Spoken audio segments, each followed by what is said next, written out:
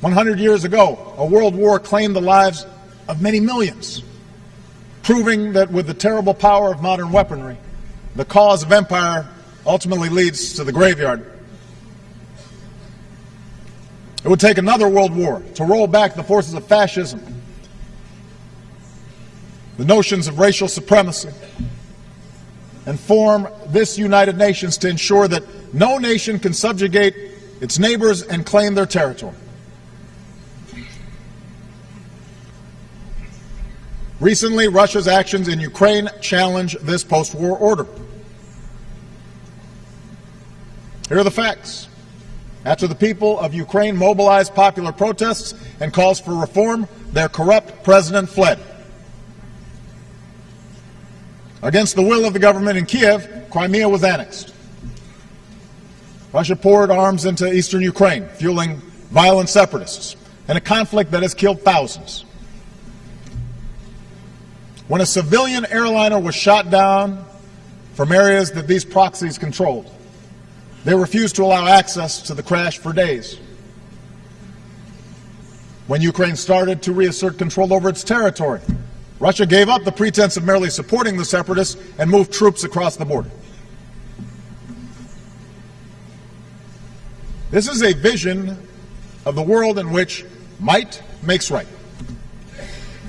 A world in which one's nation's borders can be redrawn by another, and civilized people are not allowed to recover the remains of their loved ones because of the truth that might be revealed. America stands for something different. We believe that right makes might, that bigger nations should not be able to bully smaller ones, and that people should be able to choose their own future. And these are simple truths, but they must be defended.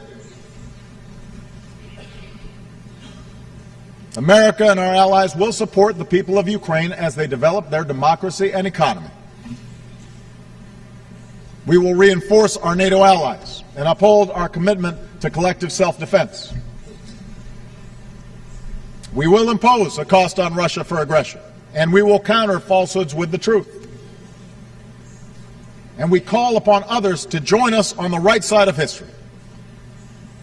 For while small gains can be won at the barrel of a gun, they will ultimately be turned back if enough voices support the freedom of nations and peoples to make their own decisions. Moreover, a different path is available. The path of diplomacy and peace and the ideals this institution is designed to uphold.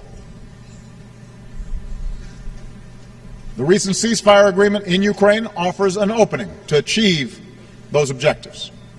If Russia takes that path, a path that for stretches of the post-Cold War period resulted in prosperity for the Russian people, then we will lift our sanctions and welcome Russia's role in addressing common challenges. After all, that's what the United States and Russia have been able to do in past years, from reducing our nuclear stockpiles to meeting our obligations under the Nuclear Non-Proliferation Treaty, to cooperating to remove and destroy Syria's declared chemical weapons. And that's the kind of cooperation we are prepared to pursue again, if Russia changes course.